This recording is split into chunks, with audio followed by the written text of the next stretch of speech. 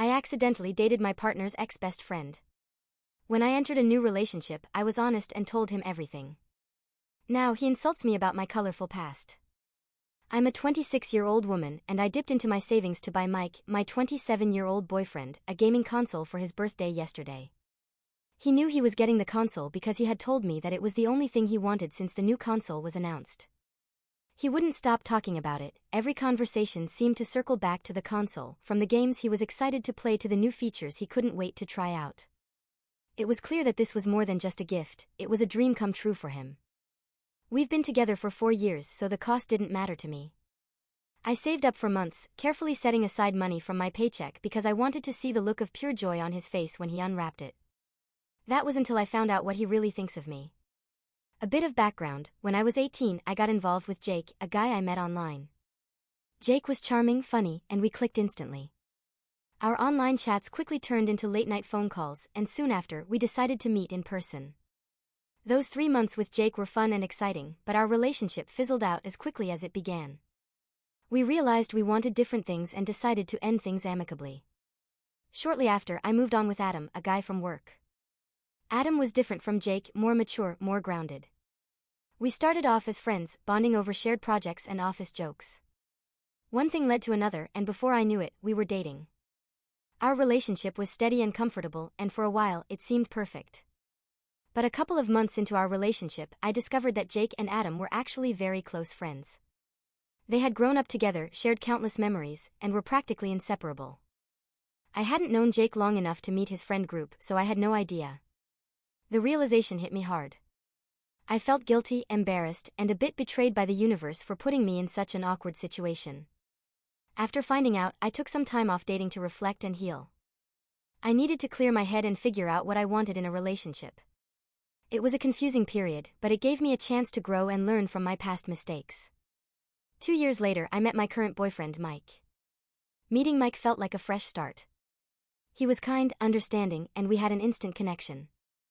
I was upfront and honest with Mike about my past and the fact that I had unintentionally dated friends. He said he understood, and my past didn't bother him. For the first time in a long while, I felt hopeful about a relationship. When I got into a relationship with Mike, I was upfront and honest about my past and the fact that I had unintentionally dated friends. I remember the conversation vividly. We were sitting in his cozy apartment, the soft glow of the afternoon light filtering through the windows. My heart was pounding because I knew this was a make-or-break moment for us. I didn't want any secrets between us, and I felt that he deserved to know everything. I took a deep breath and told him about Jake and Adam, explaining how I had met Jake online and dated him briefly, only to later find out that Adam, my next boyfriend, was his close friend. I laid it all out there, my voice trembling slightly as I recounted the story. I emphasized that it was never my intention to cause any drama or to hurt anyone. I just wanted him to understand my past and the lessons I had learned from it. Mike listened intently, his expression calm and thoughtful. When I finished, there was a moment of silence that felt like an eternity. Then he reached out and took my hand, giving it a reassuring squeeze. He looked me in the eyes and said, "I understand. Your past doesn't bother me. We all have things we've been through, and what matters is who we are now and how we treat each other." His words were like a balm to my anxious heart. I felt a wave of relief and gratitude wash over me. In that moment, I believed that Mike was someone who truly accepted me for who I was, flaws and all. It made me feel secure and loved, and it strengthened my resolve to build a future with him. But everything seemed to be a lie after what happened last night at his party. The anticipation had been building for weeks. I had carefully planned the surprise, imagining the look on Mike's face when he saw the console. I even wrapped it up in his favorite color and added a big, shiny bow. When I showed up with the console, Mike and his friends were already in high spirits, the room buzzing with laughter and chatter. As I walked in, I felt a surge of excitement and nervousness. The moment they saw the console, the room erupted. Mike and his friends were screaming with joy, their faces lighting up with sheer delight. Mike's eyes widened, and he let out a whoop of excitement, rushing over to grab the box from my hands. His friends gathered around, clapping him on the back and cheering. For a brief moment, I felt a sense of accomplishment and happiness. I thought I had made his birthday unforgettable. His best female friend, Jessica, laughed and said, "I wish I were a slut so I could afford a gaming console too." The words hit me like a slap in the face. It felt as if the room suddenly went silent, the laughter and joy from moments ago replaced by a cold, biting tension. I looked at her with an "excuse me" look on my face, my mind racing to comprehend what she had just said. My heart pounded, and a mix of shock and anger surged through me. Jessica's comment was not just a joke, it was a deliberate, hurtful jab.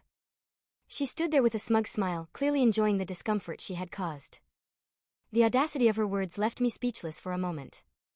When I finally found my voice, I managed to ask, "What did you just say?" My tone was a mix of disbelief and rising anger. Instead of apologizing, Jessica just shrugged and said, "Never mind," before turning and walking away as if nothing had happened. Her dismissal was infuriating, as if she didn't even see me as a person worthy of respect, as if my feelings didn't matter at all. I could feel the eyes of the room on me, and the joy that had filled the air just moments ago now felt tainted. I confronted my boyfriend about it, feeling a mix of hurt and anger bubbling up inside me. I pulled him aside, away from the noise and laughter of his friends, and asked, "Why would Jessica say something like that?" He looked at me, his expression casual, almost dismissive, and said, "She's just messing with you. You can't take a joke." His response made my blood boil. It was as if he was completely oblivious to the sting of Jessica's words, or worse, he didn't care. "A joke?" I repeated, my voice shaking with disbelief. Why is she even calling me names to begin with?"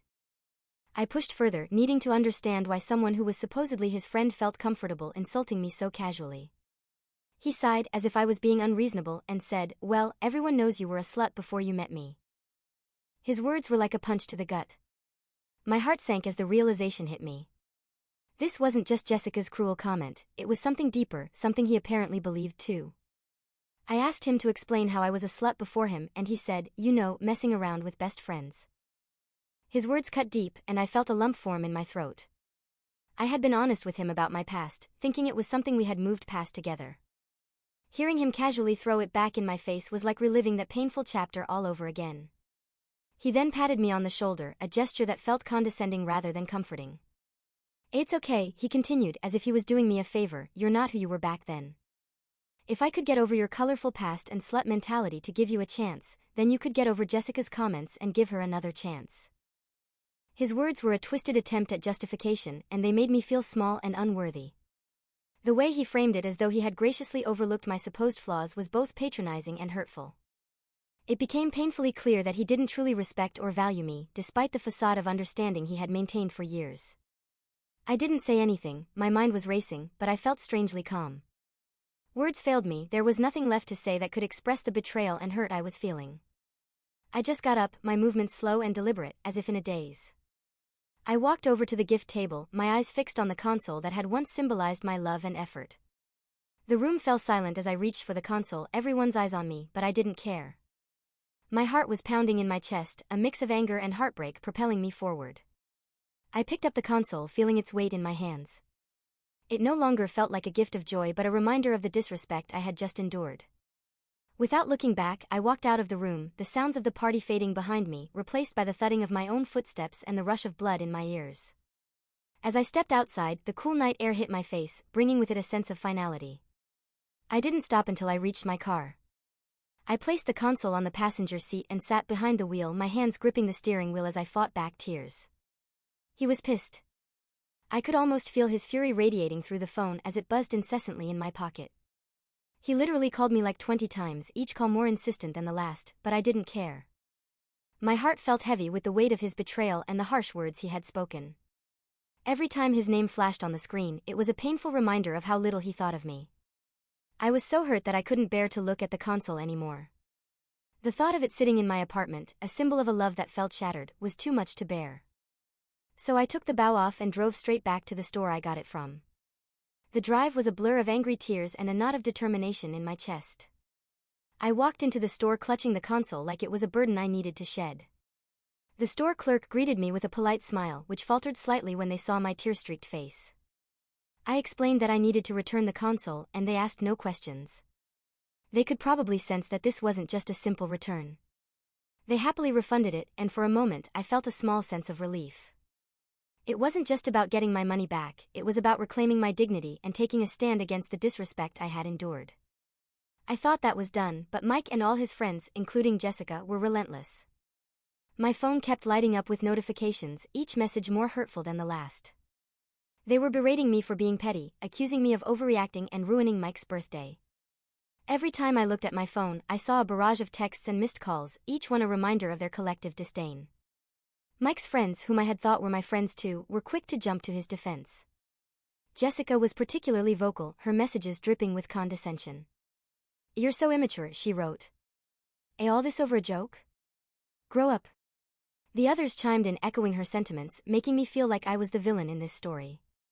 They kept saying I brought this on myself by making poor choices. "If you hadn't messed around with Jake and Adam, none of this would have happened," one message read. Another said, "You knew what you were getting into with Mike, you should have known better." Each accusation felt like a dagger, twisting the knife of guilt and shame. Their words stung because they weren't just defending Mike, they were attacking my character, making me feel like my past defined me. It was as if all the progress I had made, all the growth and self-reflection, meant nothing. They made it clear that in their eyes, I was still that girl who made mistakes, unworthy of respect or understanding. I responded to Mike, my fingers trembling as I typed out the message. The hurt and anger swirled within me, but I was determined to stand my ground. I told him that he deserves better than me, my words laced with sarcasm and bitterness. Find someone who wasn't a slut and get the console from them, because I returned it," I wrote, hitting send before I could second-guess myself. There was a moment of silence, a pause in the barrage of notifications, as if he was taken aback by my response. I imagined him reading my message, his face contorting with frustration and disbelief. I knew my words would sting, but I wanted him to understand just how deeply he had hurt me. His reply came quickly, a flurry of angry texts accusing me of being petty and vindictive. "You're the biggest asshole for returning it," he wrote, his anger palpable even through the screen. "You should be happy I ignored your colorful past." Each message was a slap in the face, a reminder of how little he valued my feelings and how he twisted the narrative to make me the villain. But I didn't care. I felt a strange sense of liberation in standing up for myself, in reclaiming a small piece of my dignity. Returning the console wasn't just an act of defiance, it was a declaration that I wouldn't be defined by his, or anyone else's, judgment. It was my way of saying that I deserved better, even if he didn't believe it. Mike's friends didn't let up. For weeks, they went on and on berating me, their messages flooding my phone day and night. Jessica especially seemed to take a perverse pleasure in hounding me. "You think you're so much better than us," she would taunt. "You're just a coward who couldn't handle a little joke." The constant barrage of negativity was exhausting, but I refused to let them break me. Mike wasn't any better, he continued to call and text, alternating between anger and pleading. "I'm sorry, okay? Just come back and we'll talk," he would say in one breath, only to follow it up with, "You're acting like a child. Grow up and stop being so dramatic." His attempts to manipulate my emotions only strengthened my resolve. Finally, I knew I had to end things with Mike once and for all. I called him, my voice steady despite the storm of emotions raging inside me. "Mike, this isn't working," I said firmly. "I'm done with you and your friends. Don't contact me again." He tried to interrupt, but I continued, "If you keep harassing me, I'll call the police. This needs to stop." There was a long pause on the other end of the line. When he finally spoke, his voice was cold and bitter. "Fine, do whatever you want," he snapped before hanging up. The days that followed were a whirlwind of emotions, but slowly I began to feel a sense of relief. The constant dread I had felt for weeks began to lift, replaced by a growing sense of peace. I realized that by standing up for myself, I had taken the first step towards reclaiming my self-worth. Life started to get better. I surrounded myself with friends who truly cared about me, people who valued and respected me for who I was. I focused on my work, my hobbies, and the things that brought me joy. The money I got back from the console refund became a small celebration fund. I treated myself to a spa day and bought a new book I had been eyeing for months. In time, I came to see the breakup as a blessing in disguise. I had dodged a bullet, and I was grateful for the chance to start anew. The experience had taught me the importance of self-respect and the value of being with someone who truly appreciated me. I knew now that I deserved better, and I was determined never to settle for anything less. From this whole ordeal, I've learned a lot, and I want to share these lessons with you all. First and foremost, I've learned the importance of self-worth and boundaries. It's crucial to recognize your own value and not let anyone diminish it. Setting and enforcing boundaries is essential for maintaining your self-respect and emotional well-being. I realized I deserve to be treated with respect, and it's okay to demand that. Honesty and transparency are vital in any relationship, but they must be met with mutual respect and understanding. If someone uses your honesty against you, it's a huge red flag. Trust and respect are the foundations of a healthy relationship. If a partner or their friends make you feel belittled or disrespected, it's a sign that the relationship might not be as healthy or supportive as it should be. Standing up for yourself is another big lesson. It's important to assert your boundaries and take action when you're being mistreated. Whether it's through direct confrontation or seeking external help, standing up for yourself is necessary for your own mental and emotional health. It might be tough, but it's absolutely worth it. I also learned the value of having a strong support system. Surrounding yourself with friends and loved ones who genuinely care about you provides strength and support during difficult times. They can help remind you of your worth and what you truly deserve. Going through this experience has shown me that growth often comes from adversity. Difficult experiences can teach you a lot about what you truly want and deserve in life and relationships. They can help you make better choices in the future and become a stronger person. Lastly, it's crucial to listen to red flags in a relationship. Disrespect, manipulation, and belittlement are signs that shouldn't be ignored. Taking them seriously is crucial for your well-being. I hope my story helps you understand the importance of these lessons. Remember, you deserve to be treated with respect and love. Don't settle for anything less.